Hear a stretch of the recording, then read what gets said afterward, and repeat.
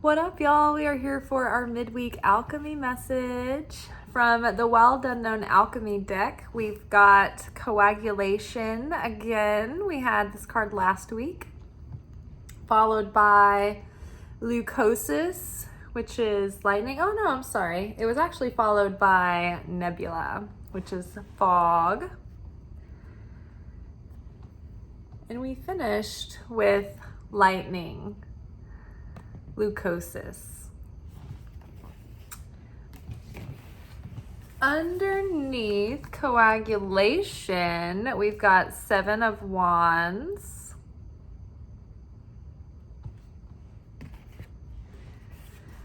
Underneath fog, we've got Page of Pentacles.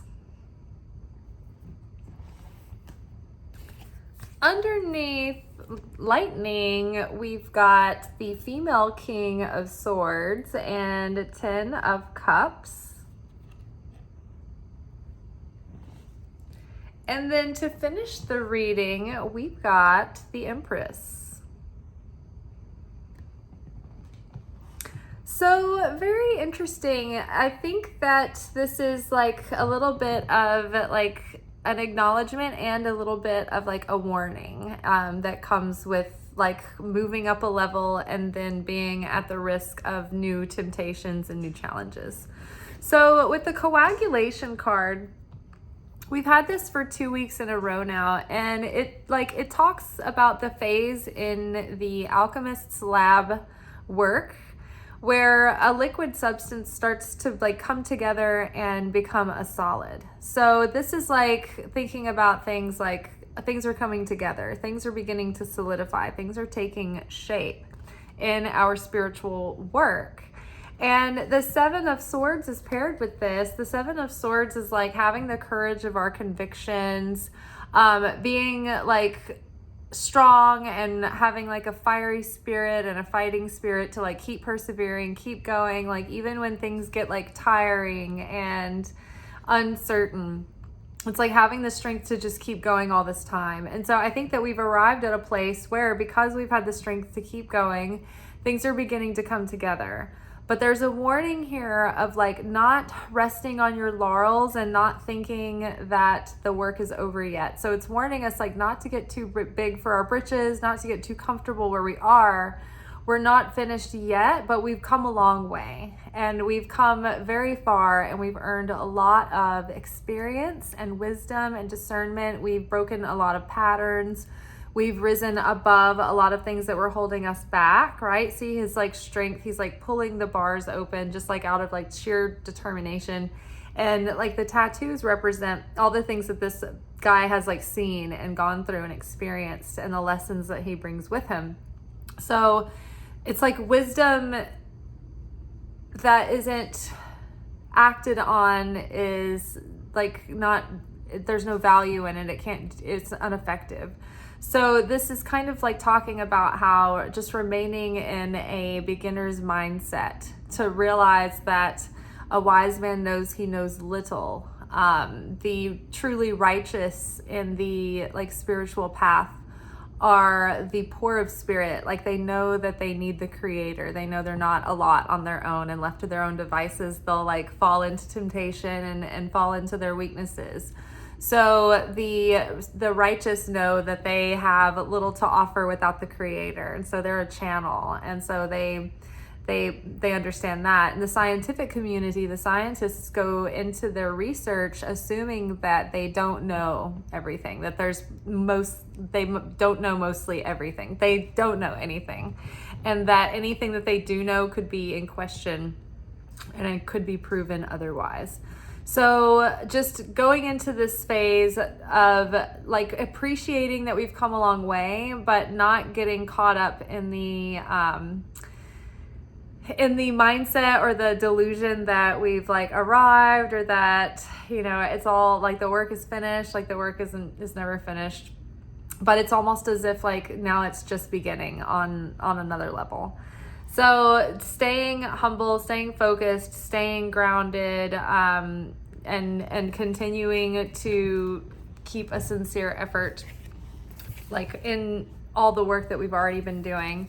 it's difficult right now because there is this sense of like a fog. And this divine fog has been kind of like, it depends on, everyone will have a different length of time that they're in this fog. And sometimes fogs come and go, right? They're not like a one-time thing. They're a natural phenomenon.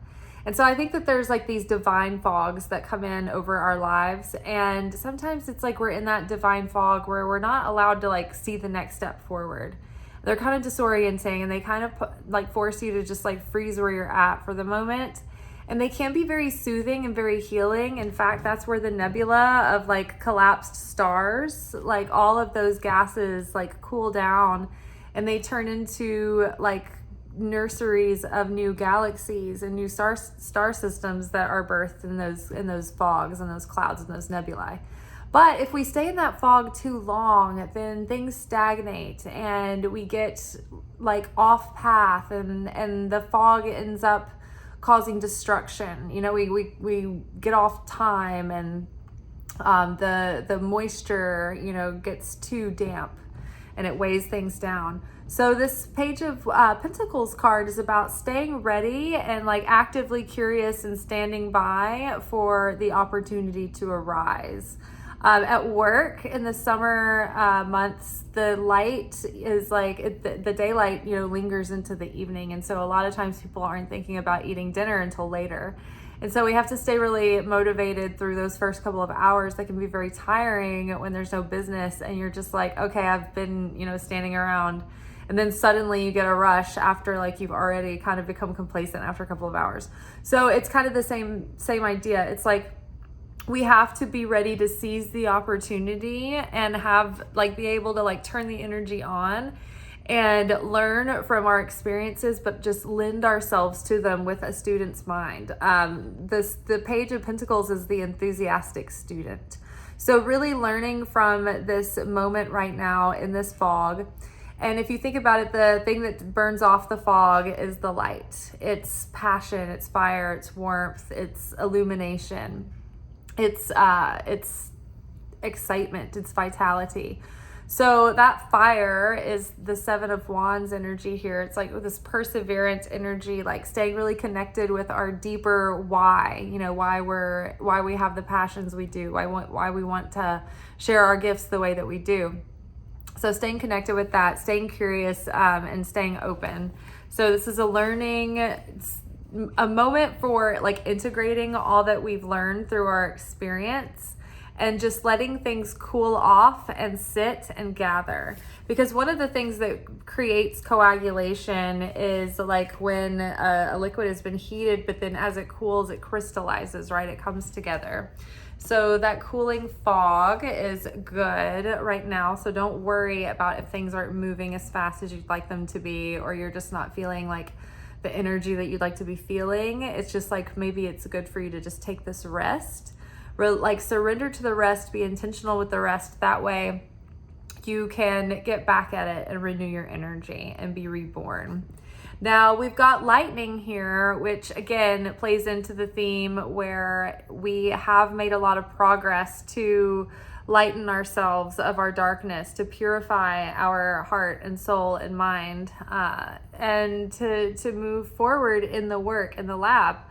But the process is not complete in the lightning phase. So it's like, again, it's warning the alchemist not to rest on their laurels and think that the process is now over when they see the lightning aspect within the processes in the lab.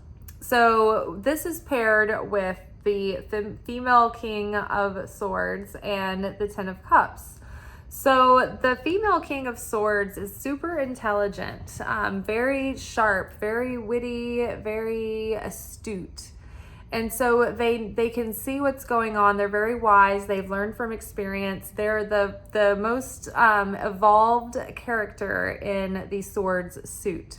There's a queen, there's a king, and there's the female king, which embodies both the divine masculine aspects of the suit and the divine feminine aspects of the suit. And so in this case, like this character is like so smart. She's so sharp.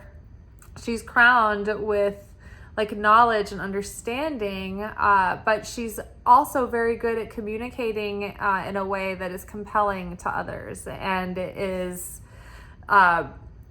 effective in spreading a message and getting people on board with their message. She's a benevolent leader. And so again, with this sort of like congratulations with a warning card, it's like you are very wise and very learned, and you know, you've come through a lot. And so we have to learn how to integrate all of this knowledge and still resist the temptation of hubris, right? To stay humble with an open mind, open and curious mind. And not think that we know everything. And so really like opening ourselves up and realizing that we've got a lot to learn is going to bring us the most harmony and contentment and fulfillment in the end, which is this Ten of Cups card. It's paired with the feminine or the female King of Swords. It's like we know what we need to do now and where we need to aim ourselves in order to get to land on this fulfillment, this vision that we want for our life. And so now it's about like being humble, being able to like change up our approach and our process and make adjustments where we need to.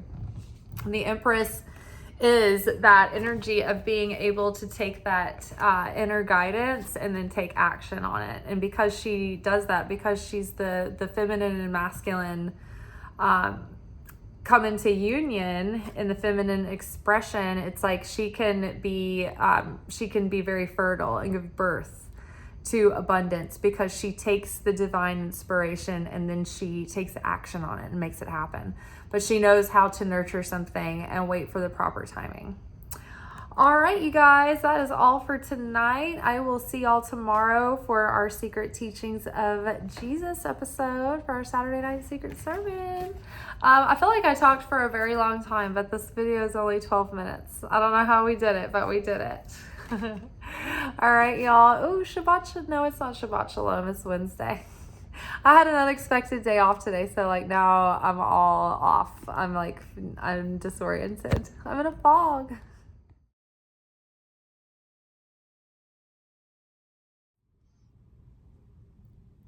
Thank you for watching. If you enjoyed this video and you got something out of it, then please give it a like. Subscribe to the channel. Turn on notifications to be notified of when I drop content. Like the videos, comment, share them. Anything that you do helps these messages get out to other people who need them. So you watching a video and taking an action on it actually makes a positive difference in someone else's life.